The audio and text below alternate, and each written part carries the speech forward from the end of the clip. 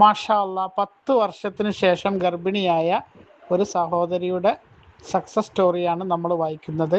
അൽഹംദുലില്ലാ അൽഹംദുലില്ലാ അൽഹംദുലില്ലാ. അസ്സലാമു അലൈക്കും ഇക്ക ആൻഡ് ഇത്ത. 10 വർഷത്തിന് ശേഷം ഞാനും ഗർഭിണിയായി. സന്തോഷം പറഞ്ഞറിയിക്കാൻ പറ്റുന്നില്ല. ഇന്നലെയാണ് ടെസ്റ്റ് ചെയ്തത്. 10 വയസ്സായ ഒരു മോനുണ്ട് എനിക്ക്. ഇത് രണ്ടാമത്തെ പ്രഗ്നൻസിയാണ്. ഒരു വർഷക്കാലം ട്രീറ്റ്മെൻറ്റ് എടുത്തിരുന്നു. ഇപ്പോൾ 6 മാസത്തോളമായി ട്രീറ്റ്മെൻറ്റ് നിർത്തി. ഇക്കാടെ ടിപ്സുകൾ ഫോളോ ചെയ്യുകയായിരുന്നു. അൽഹംദുലില്ലാ, ഇന്നലെ അതിന് ഫലം കാണാൻ സാധിച്ചു.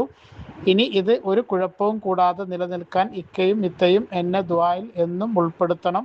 എന്നെപ്പോലെ കുഞ്ഞുങ്ങളാവാതെ വിഷമിച്ചു നിൽക്കുന്ന ഒത്തിരി സഹോദരിമാർ നമ്മുടെ ഗ്രൂപ്പിലും ചാനലിലുമുണ്ട്. എല്ലാവർക്കും പടച്ച തമ്പുരാൻ സ്വാലിഹീങ്ങളിൽപ്പെട്ട മക്കളെ നൽകി അനുഗ്രഹിക്കട്ടെ. ആമീൻ യാ റബ്ബൽ ആലമീൻ.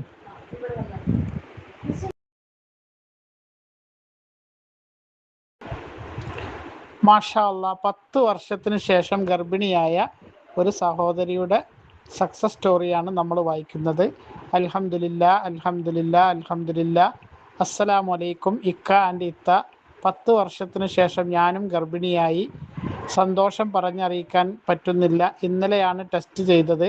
10 വയസ്സായ ഒരു മോനുണ്ട് എനിക്ക്. ഇത് രണ്ടാമത്തെ പ്രഗ്നൻസിയാണ്. ഒരു വർഷക്കാലം ട്രീറ്റ്മെൻറ്റ് എടുത്തിരുന്നു. ഇപ്പോൾ 6 മാസത്തോളമായി ട്രീറ്റ്മെൻറ്റ് നിർത്തി. ഇക്കാടെ ടിപ്സുകൾ ഫോളോ ചെയ്യുകയായിരുന്നു. അൽഹംദുലില്ലാ, ഇന്നലെ അതിന് ഫലം കാണാൻ സാധിച്ചു. ഇനി ഇത് ഒരു കുഴപ്പവും കൂടാതെ നിലനിൽക്കാൻ ഇക്കയും ഇത്തയും എന്നെ ദുആയിൽ എന്നും ഉൾപ്പെടുത്തണം.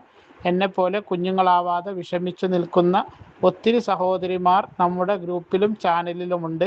എല്ലാവർക്കും പടച്ച തമ്പുരാൻ സ്വാലിഹീങ്ങളിൽപ്പെട്ട മക്കളെ നൽകി അനുഗ്രഹിക്കട്ടെ. ആമീൻ യാ റബ്ബൽ ആലമീൻ.